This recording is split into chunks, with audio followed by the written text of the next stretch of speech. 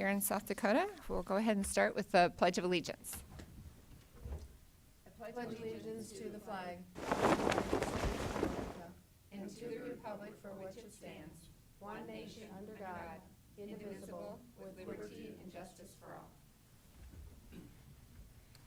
It's just a reminder to everyone to silence their cell phones, which is always a reminder to me to silence my cell phone. Meeting documents are available for review down next to Commissioner Heiberger, and Carol is here this morning if you need a listening device.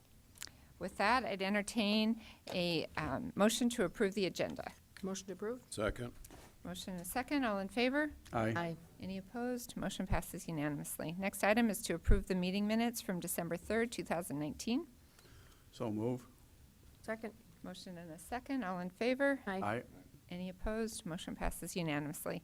Next item are bills to be paid in the amount of $779,755.83. Move for approval. Second. Motion and a second. Any comments? Commissioner Heiberger? I'm putting DJ on the spot because he just walked in the door. DJ, sorry, we're talking bills. DJ. I was going to catch you ahead of time. It's a really easy question. I apologize. I didn't think you'd be here. One of the bills that was on there was the stop sign project, which we're spending close to $100,000 on. If you just make a comment, I have noticed the posts going up in the rural county, and so if you just make a comment about the stop sign project, Sure. I appreciate it. Commissioners, DJ Boothie, Highway Superintendent. We recently started a project countywide where we are installing 2 stop signs and 2 stop ahead signs at every county highway intersection. Previously, on most of our intersections, we only had 1 stop sign and 1 stop ahead sign. And as a safety countermeasure to increase the likelihood that somebody will actually stop at the stop sign, we're installing those stop signs. Just wanted to note that I had seen them out there, and then I saw them in the bills, so thank you. And then in addition to that, with that bill, it's a big bill because there's a lot of signs, but there's also pass with care signs. When you approach a no passing zone, you see the yellow on the left-hand side, the yellow triangular sign that says no passing zone. And then there's striping that goes along with that no passing zone. In the wintertime, you can't see when the striping stops. And so at the end of each no passing zone, we'll have a pass with care sign on the left-hand side. Thank you. All right, thank you. Any other questions, comments about the bills? Okay, we had a motion and a second. All in favor? Aye. Any opposed? Motion passes unanimously. Next item are reports, and I notice the treasurer is here. We have the October 2019 auditor's account with the county treasurer, and then corrected auditor's accounts for April, March, February, January, and April, March, February, January 2019, December, November, October, September 2018. Pam, did you want to come forward and comment on those? Well, I just thought if you had any questions, I'd try to answer them. But the status right now is that we've been working really closely with Dawn in IT, Kim in the auditor's office, and now they are balanced to the penny through April.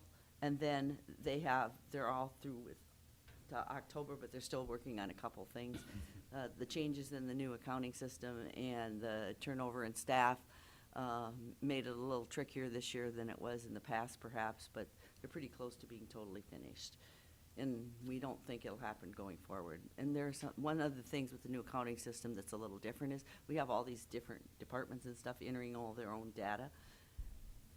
And so we used to do all that, and now the departments are doing it, and so it's easy to find a discrepancy. But it's usually, I mean, it's not necessarily wrong. It's just that we have to work it out and find exactly why it looked like it was different when in reality it wasn't. And that's what happened in the months before here. There were reasons that these things didn't work quite out. So we're optimistic that going forward, it'll be better.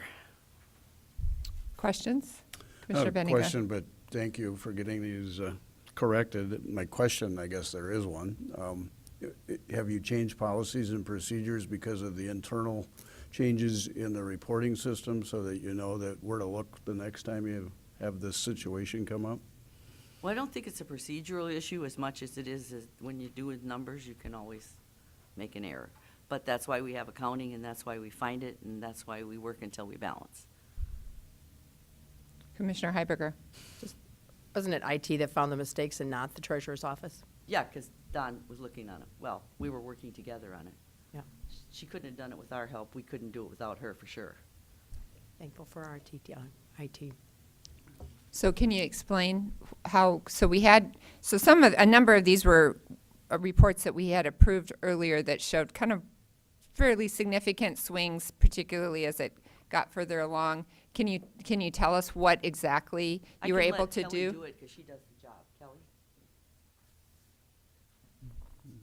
There were some checks that were not cleared from, like, I have to clear checks daily, and then when we download the file every day, there's other transactions that are in there, and so I might have accidentally deleted a check where Dawn was able to run a query of those checks to see if one was missed, and then I just went and cleared the checks, and there was a couple of things with payroll or tasks that actually needed to be on the spreadsheet when we didn't think they needed to be on there, when we had to reconcile payroll to roll it over to general as well, when they were shipped from payroll to general. Comments? And Kelly's new, pretty new. If you could speak to the microphone, that'd be helpful. Thank you. I usually don't need a mic. Kelly is new to the job, sort of, but she's being trained. But some of the stuff we do only happens once a year. So to be fully comfortable with what you do, it takes a little while. So, and we've not really had a problem in the past. We've identified it, and we're clear through April, and they match absolutely perfectly. And they're done almost, my understanding is, through October. And they're just looking on a couple of things. And we do work on a regular basis very closely with Dawn in IT and Kim in the treasurer's office. Okay. Commissioner Heiberger. Just one more comment to jump off of Commissioner Bendiga. You mentioned that Kelly's newer to the position, but policies and procedures would help that next person that comes in after Kelly has a place to start. And so if the policies and procedures have not been updated, that's something that needs to be looked at, so that Kelly doesn't have the stress that she has. I guess how you define policies and procedures would make a difference here. We do things somewhat, basically what we do is the same, but how we're doing it is a little different. And when I came, we didn't have a backup, now we have a couple.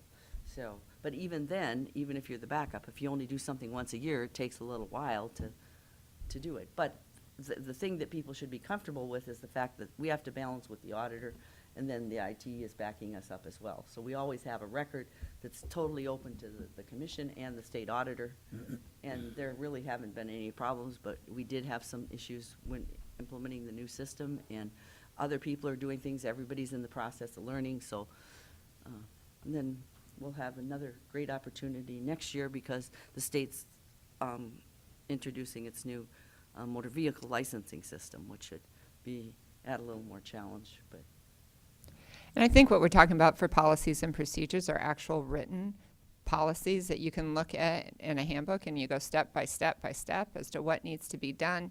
And, I think the expectation is that the treasurer, in your role as an elected official, would be the person responsible for making sure that's done and understanding how that all works, so that you can be overseeing your staff and training them as they go into new positions. I do understand it, but it's not the job that I actually are literally doing.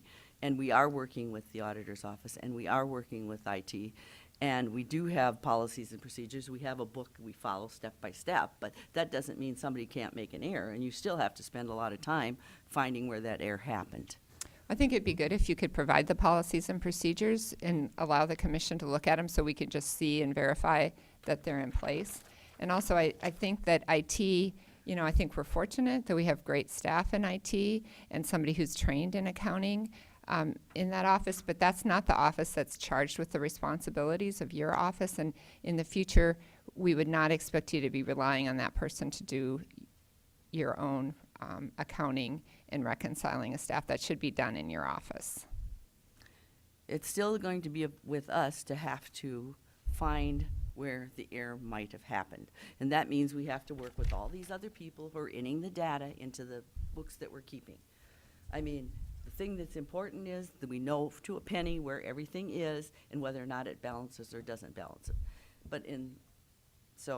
Okay, well, I would ask that you get the policies and procedures so we have a chance to look at them if they're in place. And we appreciate you guys being here this morning. Thank you very much. Okay. Okay, there's several other reports there I'd recommend for your review. There's the Minnehaha County Highway Monthly Construction Project Update. That's always very helpful. They do a great job of keeping us updated on the status of their projects.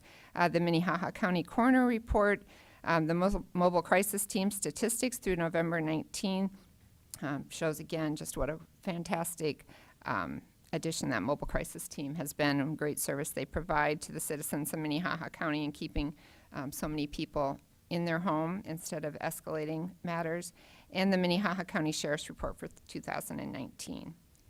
Okay, that takes us to personnel actions. I'd consider a motion to approve the routine personnel actions. Motion to approve. Second. Motion and a second. All in favor? Aye. Opposed? Motion passes unanimously. Next item is to consider a resolution establishing the 2020 salaries for elected department heads. Good morning, Carrie. Good morning, Carrie Deaver from Human Resources. Before you should be a draft resolution to establish the 2020 salaries for elected department heads. You'll remember we used this format to go ahead and establish base rates for newly elected individuals, as well as the upcoming rates for current or sitting elected officials. During last week's discussion, you recommended, I believe it was a 2% adjustment for the auditor, a 4% for the Register of Deeds, and a 6% for the state's attorney. Those rates reflected at the bottom of the resolution include those percentage adjustments. So we're asking for your approval of that resolution today. I think it was 6% for the sheriff, not for the Sheriff, state's yeah. attorney. Oh, did I say state's attorney? Yes. Thank you for that catch for the sheriff. Any comments or questions for Carrie? If not, I'd entertain a motion. To approve. Second. Motion and a second. Roll call vote, please. Hiberger, Aye. Karski, Aye. Benega, Aye. Bender. Aye. Motion passes unanimously. That takes us to the next item, which is special commission action to approve an annualized salary of $130,000 for the interim state's attorney, Crystal Johnson, effective yesterday, December 6, 2019. Correct. And that is a summary of it. As you know from the resolution, you were looking at a salary of $130,000. So this amount reflected here for Crystal is that $130,000 per pay period for the 2019 payroll year. And then as we transition to the 2020 payroll year, I think it goes up by a few cents to represent that 27th pay period. Questions? Make a motion to approve. Second. Motion and a second. All in favor? Aye. Aye. We're just looking at the numbers that are on the Resolution. resolution. And are they right the way they're written there? I'm sorry, I apologize. We didn't catch that before, and I know we're in the middle of a vote, so, Well, we want to make sure they're right then. Right. yes. Which ones are you looking at? So my, go The ahead. treasurer. Yeah. Those are the minimum. Correct. That's the, And the current. yeah. Gotcha, thank you. Thank you, I appreciate We're already past that one, Oh, and we we've are, got a motion sorry. and a second I know on we the. are. Aye. it. Okay, so I think the motion passed unanimously. Okay, thank you very much. So that takes, Carrie's busy today. That takes us to item D, which is special commission action to approve step increase for Monty Wattenbach to 25-16, effective December 13th, 2019. The reason this one is appearing as a special commission action request is because this is a two-step adjustment versus one, and that two-step adjustment is in recognition of outstanding performance over the past year, the leadership, as well as the cost control during the Munis implementation project. Any questions? Motion to approve. Second. Motion and a second. All in favor? Aye. Any opposed? Motion passes unanimously. And that takes us to the last item, the most exciting one, which is always updates to the employee handbook. Oh, yes, always exciting. There are quite a few proposed changes. I think you'll agree that most of these are minor. We're asking for the majority of the changes to be effective December 14th. And just walking through those, a quick summary is we're looking for an update to section 8.7, which talks about salary placement and demotion situations. We just wanted to clarify the language that it would be reflective of where someone would be at today's current salaries for the grade and step they would have been at if they'd never promoted or originally. So that's just a language clarification. 8.13, also just a language clarification to reflect that shift differential pay only applies to people who are actually on a shift, as opposed to maybe someone who works regular hours that overlap with 1 hour of the shift. 10.3, our proposed changes to our extended sick leave program. This is a little bit more significant. What we're asking for is your approval to extend providing that ESL benefit to individuals who have had a child or an adoption of a child. Currently, the policy allows employees to take 3 weeks of extended sick leave, no questions asked, meaning they don't have to prove there was a medical condition, they just get that. We're asking for your approval to extend that to 6 weeks instead. A lot of the reason for that is to ensure a little bit more fairness and equity in the program. Some doctors will approve 2 weeks, 3 weeks, 4 weeks, it depends on the situation. So we're asking for 6 weeks for everyone. And then any time above that would be from the employee's paid time off accrual unless there was a serious health condition of the child. You might remember that this is the same type of language change that we negotiated with the deputies union and the highway union. We just want to make sure that this benefit is extended to our general staff as well. 10.4, we want to remove a reference to orientation period in the PTO donation section. This is just a typo, honestly, that we didn't catch when we removed orientation period several years ago. And then 11.10, we want to clarify the employee assistance program sessions are for employees, spouses, and their dependent children, whereas right now we just say family members and don't define it. The last section we would like your approval on a change is to section 14.2. And this one we're asking to be effective January 1st, 2020. This involves reimbursement for expenses. We work closely with the auditor's office on these changes. If you look at that, some of the more significant changes, and this has been sort of a complicated issue over the past 5-10 years in applying this consistently among different types of staff. But currently, meal reimbursement only applies to overnight travel. We're asking for your support to change that approach and allow meal reimbursement for same-day travel as long as the employee is gone over, appropriate time for breakfast or meal or dinner. So most of the changes that you see reflect those. We also have some additional cleanup language under lodging to explain that lodging expenses would be limited to the going market rate for hotel expenses.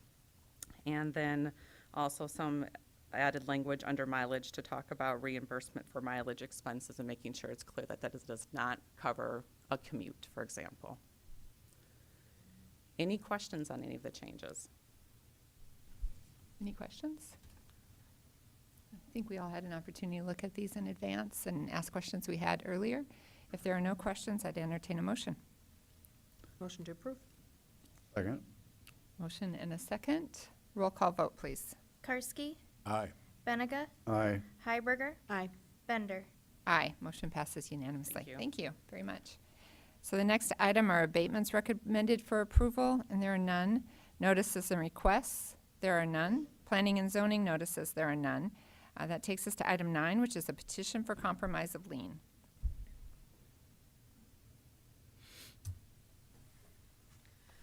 Good morning, Melinda Storley, Commission Office.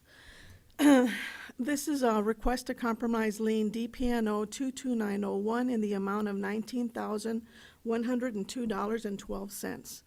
The lien has not been active since 1990. The balance represents hospital and medical fees for the lienee who deceased on December 28, 1998. Her son Brian moved into the mobile home on the property unopposed by his siblings, but never legally transferred the deed to his name. However, the mobile home on the property is in his name.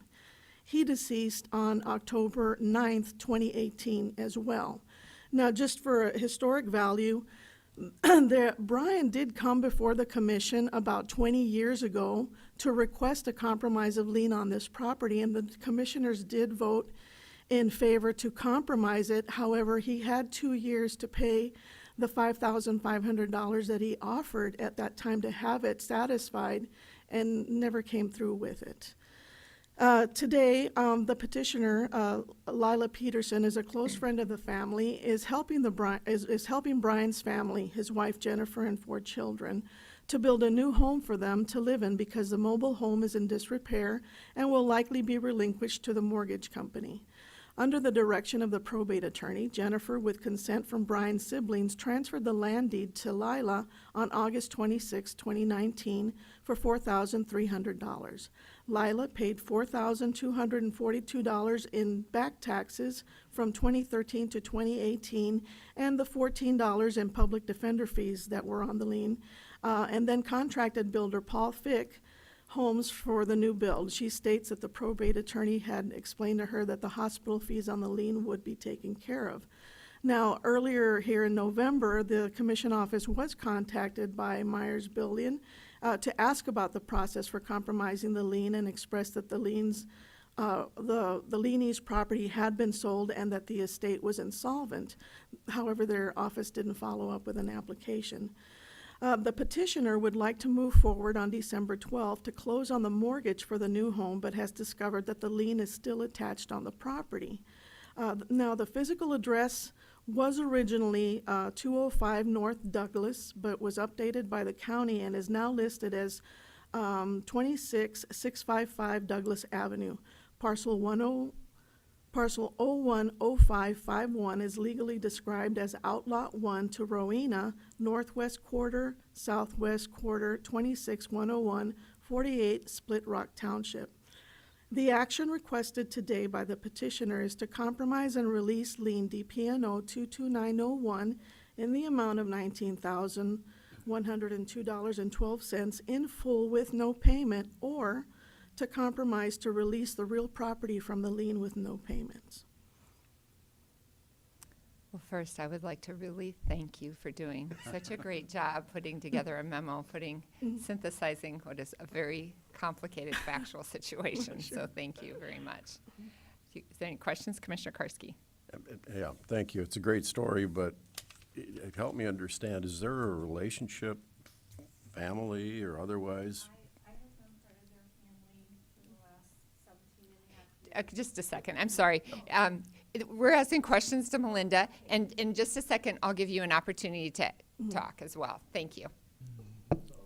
The relationship between the petitioner and the original people that the lien was placed on? The petitioner is a longtime friend of the family and considers the children family, and has been close with them for many years. Considers, but not, there's no, No, there's no legal connection, blood connection, no. Commissioner Heiberger. The medical bills are on someone that has already Deceased, yes. deceased, and the amount of medical bills is more than the value of the property was in the first place. Yes. Other questions for Melinda? So the applicant is here. You can go ahead, and if you have something you'd like to say, you don't have to identify yourself, and you can just stay where you are. Thank you. My name is Lila Peterson, and yes, I have been part of their family for more than 17 years. The four children range from 17, 16, 12, and 6. My son, my mother, myself, we all consider ourselves family. These kids are very wonderful kids and don't really deserve to be living in a house that's falling apart. I have the means to provide a home. They were in my trust prior to their father's death last year, and my son fully intends to, in the event of my death, take care of them. My son and the oldest just came home from a Green Bay Packers game, so that's as close as they are. Our house is done, and this $19,000, I just don't have the funds to come up with, because again, I took care of the taxes and all of that. If you met the kids, you'd really understand. The boys are both honor roll students in Brandon. If they lost their house and had to go into public housing in Sioux Falls, it would be more of a demand on the county. And this will allow all four children to continue schooling where the only home they've been home. And I fully intend to be part of their family. Again, I'm not legally their aunt, but if you ask anybody, you know, who I am their family. My mother, who takes them to Sunday school, is their grandmother. So I'm asking for your assistance to allow us to move into the house on Thursday. Thank you. Are there any questions? Commissioner Heiberger. I would just say she's an angel, a neighborhood angel, looking out for somebody else's family. I don't the taxes have the back taxes have been paid. So I think that's a huge positive. She's built a house there for somebody to move in, which is right. Without this, they either live in a dump of a trailer house or they end up in county assistance programs. Putting them in a clean house helps these kids move forward in their own lives, helps the mother move forward, puts tax dollars back on the tax rolls, and cleans up the neighborhood. So there's a whole lot of positives to this. And I would make a motion to support releasing this lien against the property, specifically for medical bills of somebody who passed away a long time ago. I would second that. Motion and a second. Any further comments? I would say that, obviously the estate is insolvent and that there's really no reason to pursue this legally or frankly morally. So I would be more than happy to dismiss the lien. All right, I'm seeking a clarification that the motion was to release the lien from the property or to release the lien in full? To release the lien in full. And that was the second. That's the way I Yeah. thought it. Any other comments, questions? All right, roll call vote, please. Benega. Aye. Heiberger. Aye. Karski. Aye. Bender. Aye, motion passes unanimously. Merry Thank Christmas. Thank you very much. Thank you. Okay, that takes us to an opportunity for public comment. If there's anyone here today who'd like to speak about something that's not on our agenda today, this is your opportunity. Seeing none, we'll go ahead and move forward into regular business. Item 10 is to authorize the Minnehaha County Sheriff's Office to enter into an agreement with the Sioux Falls Regional Airport Authority to provide certified law enforcement officers in the airport terminal. Good morning. Good morning, Commissioners. Joe Bosman with the Sheriff's Office. Excuse me. This morning, this is our annual renewal of our airport security contract with the Sioux Falls Regional Airport, where we provide certified law enforcement officers out there anytime that the TSA checkpoint is open. This is staffed utilizing part-time certified deputy sheriffs. We have a great working relationship with the airport. They're excited to have us. We're excited to be there. Gives them some exposure to those that are visiting the city, that we can welcome them with the smiling faces of our sheriff's office. So at this time, I'd ask if the commission could sign the agreement with the city of, the Sioux Falls Regional Airport. Comments, questions? I would make a motion to approve the agreement. Second. Motion and a second. All in favor? Aye. Aye. Any opposed? Motion passes unanimously. Thank you. The next item is yours as well. It's to consider the following actions to proceed with the Sheriff's Office handgun holster purchase. This has been a project that we've been working on all summer long, whether it be identifying which handguns we were going to transition to. We finally identified that, went out to bid under Minnehaha County bid 19-15. There was one bidder that placed a response to that bid. Keesler's Police Supply has met the requirements of the bid. We have worked a contract out with them to purchase 9mm handguns and holsters from them. Part of that purchase, we would be using the surplus of our current firearms inventory to help pay for this transition process. So the action requested at this time is twofold. First, declaring our current inventory of .40 caliber firearms as surplus for trade-in value, and then the second would be to accept the bid from Keesler's Police Supply for 9mm handguns and holsters. Are there any questions? Move approval. I'll need two separate motions. So the first motion that we need is to declare the 108 Sheriff's Office .40 caliber handguns as surplus for trade-in value. That's my motion. Second. Motion and a second. Roll call vote, please. Benega. Aye. Heiberger. Aye. Karski. Aye. Bender.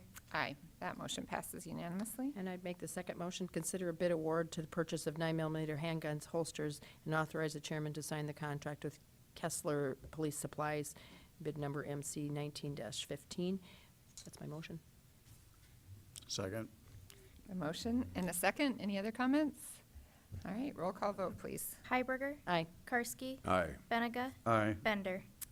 Aye. Motion passes unanimously. Happy Thank you very shooting. much. Thank you very much.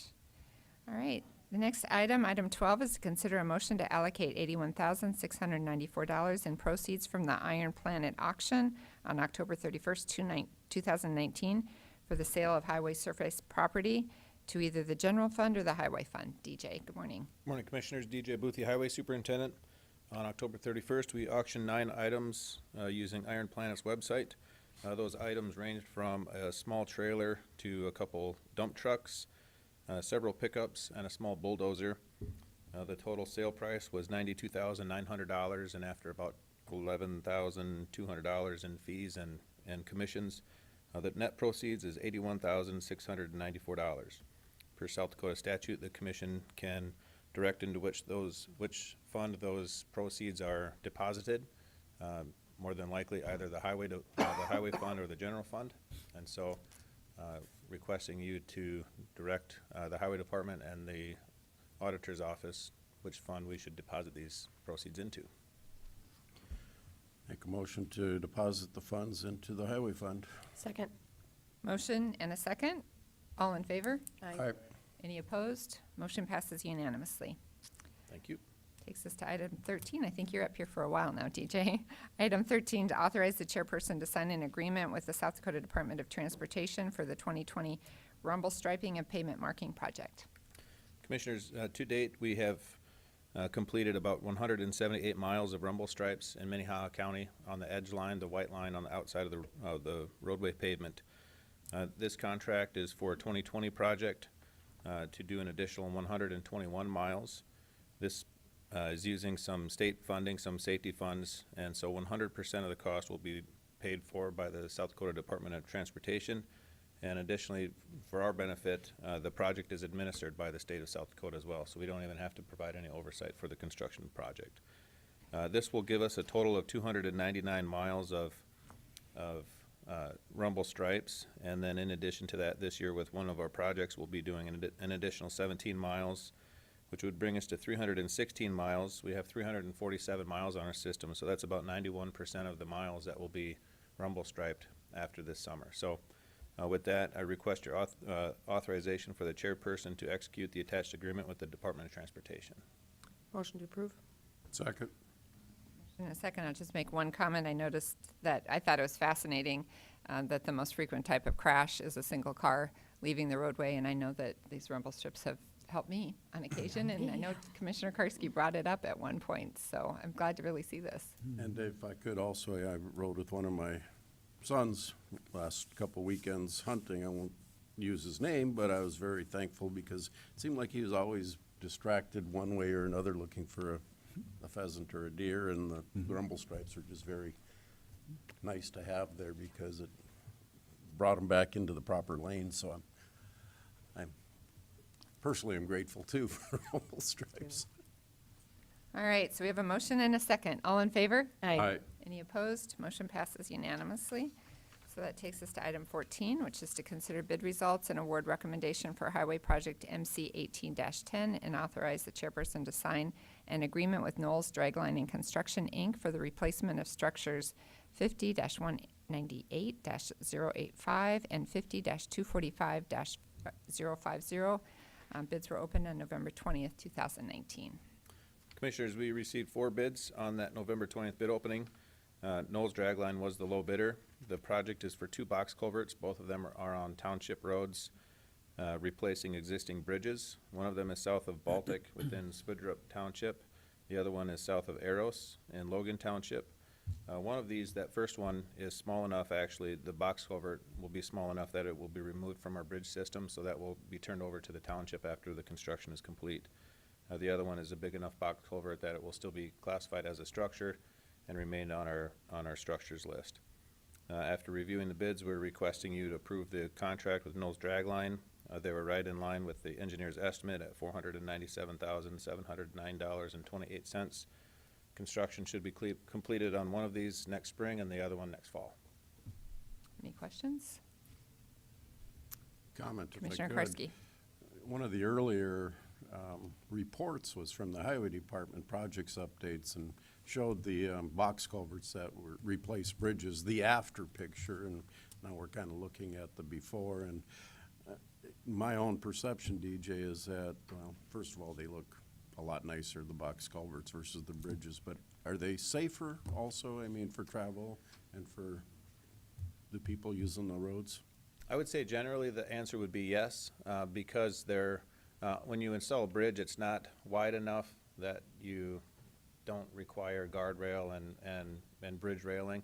When you have a a box culvert, we install that wide enough so you don't usually have to have any guardrail or railing unless you're in a unique situation where that really deep ravine next to the road or something like that. And so we try to have recoverable slopes next to the box culverts and delineators there instead of some railing. And so typically if you want to look at safety within the roadway width, you're not going to be running into guardrails and things. So I would say that they're safer. And these bridges lasted 85 years. Will the box culverts last that long? Hopefully. We're expecting probably 100 years. 100 years? It's hard to say because the research is so scattered at this time, but we would expect 100 years. Okay. Thank you. Any other comments or questions? Move approval. Second.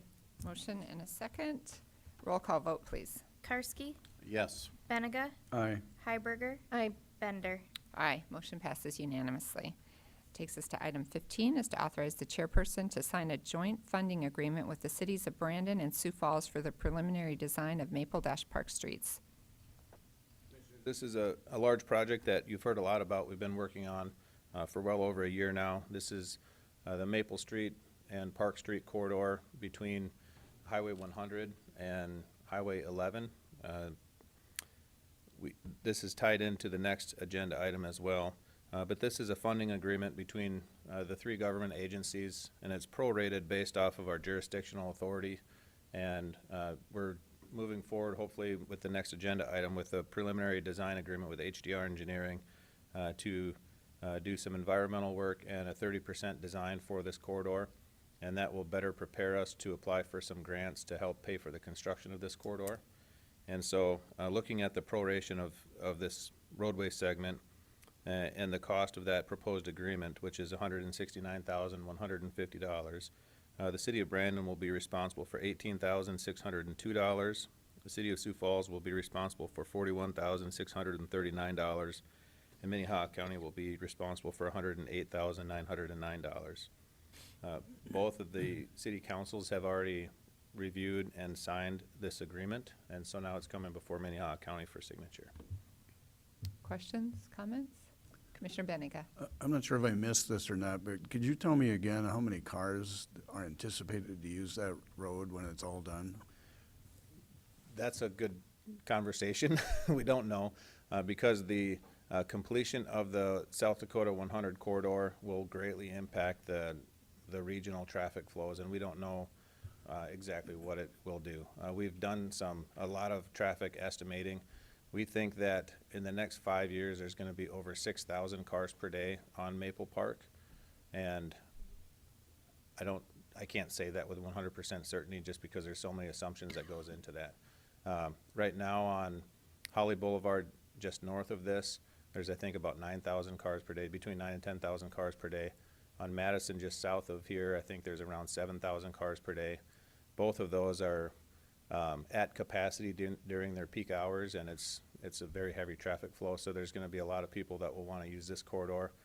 This corridor it ties into the southwest portion of Brandon, and so it's going to be really easy for people to travel southwest from Brandon and then west into Sioux Falls, as opposed to like Holly Boulevard where they would have to go north and then west and then south again to get to Sioux Falls. So I think it's going to be a little bit easier route for them to use, and there's going to be a lot of Holly Boulevard traffic that will move down to Maple Park.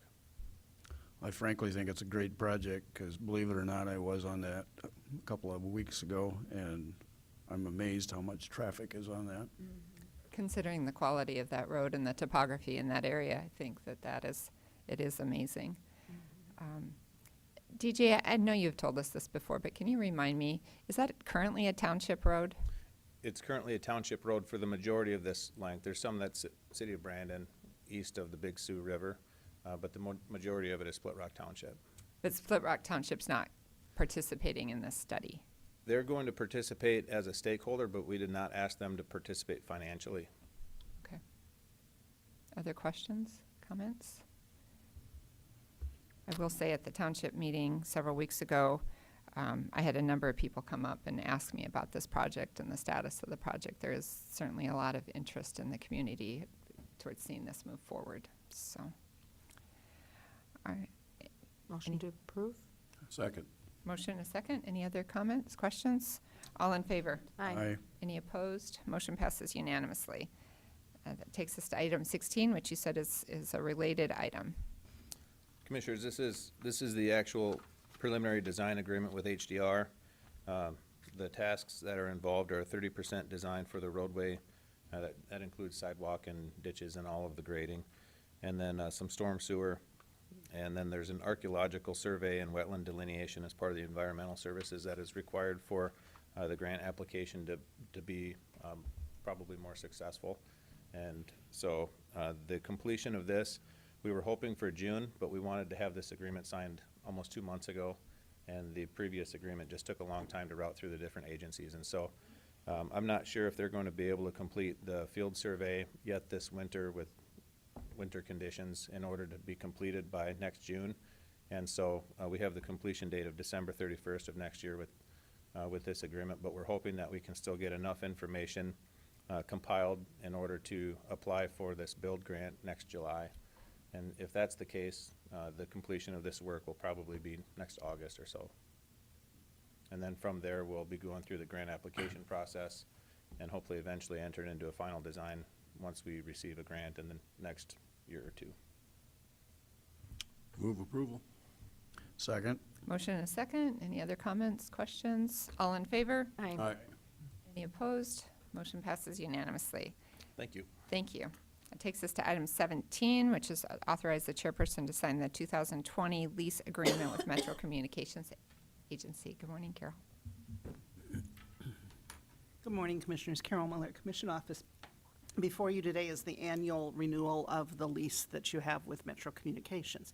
Metro Communications is located within the Public Safety Building, and 2 or 3 years ago, we just put a CPI cost escalator in there so everybody can do their budgeting and planning according to that. So with this, the lease rate would be $11.82 per square foot for a total of $50,778.72 paid in 12 monthly installments. I would share that the county provides utilities, housekeeping, and upkeep as part of this lease. Questions, comments? Motion approved. Second. Motion and a second. All in favor? Aye. Any opposed? Motion passes unanimously. Thank you. That takes us to item 18, which is Commissioner Liaison Reports. Commissioner Benega. I think all of you received this mass document about a conversation we had last week, I think it was, with Metro Communications, and we have another meeting tomorrow afternoon. I don't think that this will be finalized for a while yet, but there's lots of conversation on the opportunity or need for a new facility, and the mayor has proposed, after looking at lease options and purchase options in other locations, that they use some of their property that's northeast of the airport, and it's 3 to 5 miles away from the, quote, backup center, which is important. It also has the opportunity to be part of a grant that the Air National Guard may have soon. So leasing wasn't an option. In fact, the lease purchase or the lease of that facility in a different location outside of the city limits was extremely expensive. There's 2 things that were asked to be clarified. One of them was the MOU that doesn't really talk about the building of a joint use facility and how that would be funded and how much each county or the city would be responsible for. And the other thing, I'm confident and can be corrected if I'm wrong on this, Maggie, but it's our understanding that 2 government agencies can't support the same facility with bond issues to be able to use real estate, if you will, as a secured piece of property. It has to be one or the other. You can't have both. So there's some questions about how that would all work, and obviously we've talked about in the financial package that we saw a couple of weeks, a month or so ago, that we did appropriate some dollars in that. We'll have to figure out how we could make that work. And right now the finance departments and Scott from the Metro Management are working on some of the details, which is, of course, always where the hassles start to become an issue. So it'll be an interesting conversation at some point. I apologize for not getting that information to you before, and I frankly thought that was sent out by Metro Management, but it wasn't evidently. So we'll have time to dissolve it, look through it, figure it out, probably move forward. Are you here to talk about that issue? I am Otter? indeed. Okay. Bob Litz from the Auditor's Office. I'd like this body to know that from 11:30 to 1:30 today, Kim and I are going over to meet with City Finance, and we'll see how it goes. So. Good. Thank you. Anything else on that issue? Okay, if not, Commissioner Heiberger. Additional liaison reports. I met with Human Services this last week. One of the programs that's under Human Services is the Alliance program. There's a group of individuals with that Alliance is involved with that last October identified the 12 top super utilizers in our county, and then how could they affect that. And since October, 6 of those 12 have been linked to services. And so we're talking people that are, running through the jail system, running through our services, running through the hospitals. And by going one-on-one and working through them, they have 6 of them. And the stories were quite interesting to listen to Carrie, to hear some of the stuff that they've been able to work through, which is 6 and 2.5 months. The other thing that she brought up was funeral expenses. If you look at your budgets, we're getting close to the end of the amount of money in funeral expenses, although hopefully we will make the end of the year. I think we have about $30,000 left in that budget to through the end of this year, which can roll over into January, and hopefully we'll be able to cover. We did not increase the budget expenses for funerals this last year, and I think we're going to come right down to about the last dollar in that account, which thankfully it was budgeted well.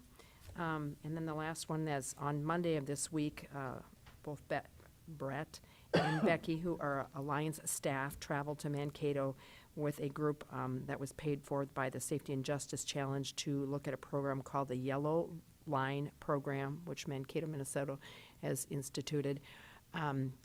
It looks at the zero intercept of a person. So before they're involved in the all the different services we have, how do we affect those super utilizers or whatever, so that we can, how do we affect them before they end up in jail, before they end up in court system, before they end up in all the services we have. And so just went to Mankato. I have not heard how it went, just know that there was a group that traveled to look at that programming, and I'm sure if there's something valuable, we'll be hearing about it in the future.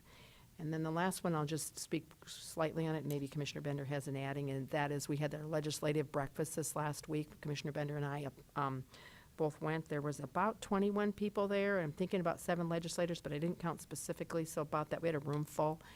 We met for a little over an hour and talked about the legislative platform that we had approved with the municipalities earlier this summer, and went through each one, and then had a report from Senator Deb Soholt on what the summer studies on mental illness had done and some of the direction that they had. And I would turn it over to you for additional comments. The only comment I was going to make is that Commissioner Heiberger ran the meeting and did an excellent job. It was great communication, honestly. I think the legislators appreciated it. It's I think the 3rd year we've done that, and I think it's definitely a meeting that everybody feels like is worth the investment of time. I think we had an opportunity. We have representatives from cities and counties that come to that meeting, and it gives us all an opportunity to have a pretty open and honest conversation with the legislatures, and in turn they're open and honest with us about things that are doable, things that are going to be a heavy lift. And so I think just in visiting with folks as we were leaving, everybody felt like it was a great opportunity to share challenges, share ideas, and see where we can all roll up our sleeves and work together to get some good things done for the folks here in South Dakota. So, Commissioner Karski. New liaison report, if I may. Absolutely. This morning, Commissioner Bender and I at 7:30 were at the Public Defender's Office for the Public Defender's Advisory Board meeting. Very, very good meeting. I personal opinion or observation. It wasn't crisis management. Earlier we talked about having programs and systems and proper delegation of authority in place. And I would say in the last couple of years that our public defender, Tracy Smith, has done a fantastic job of getting those things done, having the right people do the right jobs, the delegation, having the systems. Everything seems to be flowing very smoothly. One of the other board members made a comment after the meeting how it was just a delightful meeting to be at because we weren't facing crises or trying to put out fires, basically, so. I would agree. It was a really good meeting. We had an opportunity to meet the 3 supervisors in that area that supervise basically violent felonies, nonviolent felonies, and misdemeanors. I learned a lot, and it does seem like there's a good process in place to provide new attorneys the support and training that they need, and then allow people to move through the system as they develop skills and expertise and focus on areas that they're particularly interested in. The tone was very positive, so. I get the impression morale is pretty good in that office too, so. All right, any other liaison reports? New business, any new business? Any old business? Or if not, I'd entertain a motion to recess the Minnehaha County Commission. So moved. Second. Motion and a second, all in favor? Aye. Any opposed? Motion passes unanimously. We'll recess until 10 o'clock, and then we'll go into executive session. Thank you.